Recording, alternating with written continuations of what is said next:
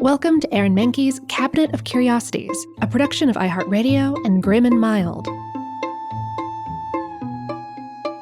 Our world is full of the unexplainable.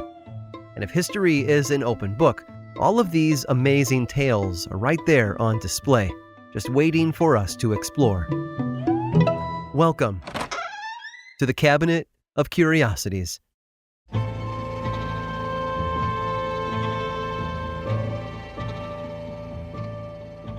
The Black Hand, the Wise Guys, the Cosa Nostra. The Italian mafia has gone by many names over the years. Even though it's become a staple of American pop culture, the real organization feels as hard to pin down as its ever-changing nicknames. But one thing we know for sure is that the mafia got its start in Sicily, an island off the southern coast of Italy. It grew from several small groups of criminals into a kind of shadow government, controlling trade and finances across the island. But how did the mafia get that power in the first place? Well, the answer is small, yellow, and surprisingly sour. For hundreds of years, Palermo, the capital of Sicily, was called the Conca d'Oro, which means the shell of gold. Not because the region was very rich. In fact, the people of Sicily were historically very poor. And not because of any vacation-ready golden sands. The people there were much too concerned with subsistence farming to go to the beach. No, the shell of gold refers to the trees that surround the region, or more specifically, the golden yellow fruits growing on those trees. Palermo, as it turns out, is the perfect place to grow lemons. Until the late 1700s, Sicilian lemons had been treated as an exotic ingredient for cooking and not much more. All that changed, though, when one naval doctor had a medical breakthrough. The doctor, James Lind, had been looking for a way to prevent scurvy from killing his sailors. Scurvy would cause his patients to become weak. They would develop sores all over their body, and sometimes their teeth would even fall out. Today we know scurvy comes from a lack of vitamin C. Back then, James Lind had no idea what was causing it. All he knew was that giving sailors citrus fruits seemed to help, especially limes, oranges, and lemons. By 1795, James Lind's idea had caught on, and the Royal British Navy ordered gallons of lemon juice to be sent out with each ship. Suddenly, the golden shell didn't just refer to the trees. It also meant the money flowing into Sicilian lemon growers. But as you might expect, new cash couldn't fix old problems. Sicily in the 1800s was a hard place to live, and even harder to govern. Bandits wandered the roads, and local magistrates couldn't be counted on to protect their citizens. With so many living in deep poverty, people would do anything to feed their families, including stealing the lemons. Citrus growers needed someone to guard their crop, which is where local groups of unemployed men saw their opportunity. At first, they offered protection. It seemed simple enough, right? The grower would hire them, and they would patrol the lemon groves at night, chasing off would-be bandits. Pretty soon, this protection they offered seemed more like a threat. If growers didn't pay them, they might steal the lemons themselves. And in some cases, the money still wasn't enough. Why work to protect the lemons for a pittance when they could make a fortune selling the fruit instead? The protectors began working as middlemen between growers and exporters, hiking up the prices and taking a big slice of the lemon pie for themselves. And the growers were stuck.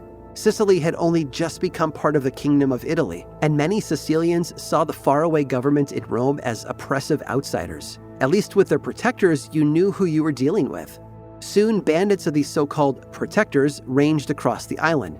The local term for these organized groups of criminals were men of honor. Since they all had a certain bravado, people started calling them the Sicilian word for swagger, mafia.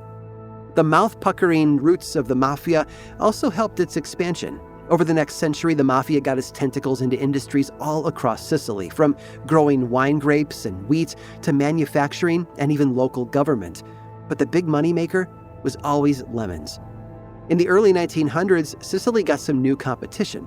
It turned out that Florida also had the perfect conditions for citrus growing, and Florida oranges, lemons, and limes flooded the market, tanking Sicily's economy. Thousands of Sicilians left the island looking for a new life in the United States. The mafia needed a new revenue stream, so they too headed to the land of opportunity. And if Martin Scorsese's movies are anything to go by, they found it in abundance. Today, the Sicilian Mafia is known and feared around the world.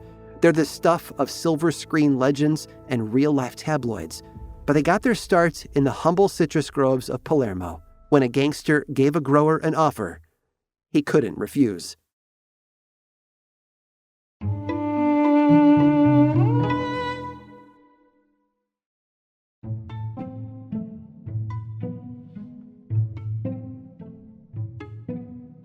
You know, some days you just need a little reward to keep you going. I'm not talking about something big, more like life's little luxuries. For some people, that might mean a coffee from their favorite shop.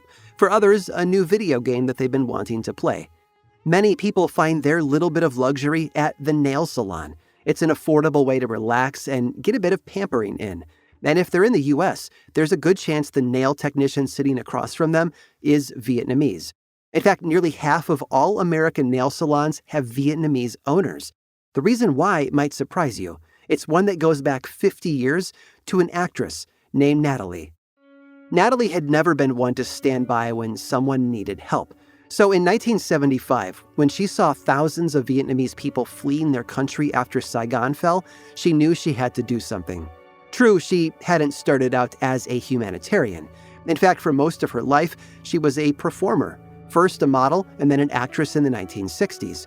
After that, she was an animal rights activist, turning her home in California into a wildlife sanctuary for lions and tigers in 1972. But by 75, she was at a military base in Northern California, volunteering to help refugees start a new life in the United States. Her first task? To help 20 newly arrived Vietnamese women find jobs. To say this group of women had been through the ringer would be an understatement. Back home, many of them were wives of military officers. Others worked for U.S. military intelligence. They'd gone from comfortably middle class to crammed into military barracks. They were in an unfamiliar country with an unfamiliar language, food, and culture. Many had been separated from their husbands and children in the chaos, and now with Natalie's help, they had to start entirely from scratch. To help them, Natalie brought in seamstresses, typists, and anyone she could think of to train these women in good-paying jobs. But it wasn't the lessons that excited them. It was Natalie's nails. During the sessions, several women kept admiring how long and elegant her Beverly Hills-style manicure was, which gave Natalie an idea. In the 1970s, manicures and pedicures were an expensive luxury, reserved for the wealthy women who could afford them. A good nail technician could make a lot of money, and they didn't need to be fluent in English to get started. Natalie flew her personal manicurist up from Beverly Hills and enlisted the help of a local beauty school. She made sure the trainers emphasized expensive beauty techniques that would attract clients with more money to spend. And just a few weeks later, 20 new licensed nail technicians joined the workforce. And those 20 women that Natalie helped moved to Vietnamese neighborhoods all across the country. Seeing how well they were doing in the nail business, more and more Vietnamese immigrants wanted to do the same. One couple, Diem and Kien Nguyen, saw the perfect opportunity. Back in Vietnam, Diem had been a Navy commander, while Kien was a hairdresser. Now living in Garden Grove, California, they were having trouble finding work. When Kien's friends returned from training with Natalie, they realized that for Vietnamese immigrants, the nail industry was the new frontier. Someone just needed to lead the charge. So they opened up the Advanced Beauty College in Garden Grove, offering manicure and cosmetology training in English and Vietnamese. Today, the Advanced Beauty College has trained thousands of nail technicians, most of which have been Vietnamese. And when you step back and look at it, these nail technicians didn't just make over their clients, they also made over an entire industry. You see, back in the 1970s, a manicure might run you $50 whole, which is the same as nearly $300 today, which made it a relatively unattainable luxury. But Natalie's nail trainees saw a niche, affordable manicures for working women. But by cutting prices and expanding to working-class neighborhoods across the country, the nail industry exploded. For the first time, you didn't have to be a Hollywood actress to get your nails done. All thanks to Natalie Hedren, who admittedly was a Hollywood actress, as is, by the way, her daughter and granddaughter, Melanie Griffiths and Dakota Johnson. I hope you've enjoyed today's guided tour of the Cabinet of Curiosities. Subscribe for free on Apple Podcasts or learn more about the show by visiting curiositiespodcast.com. This show was created by me, Aaron Mahnke, in partnership with How Stuff Works. I make another award-winning show called Lore, which is a podcast, book series, and television show. And you can learn all about it over at theworldoflore.com. And until next time, stay curious.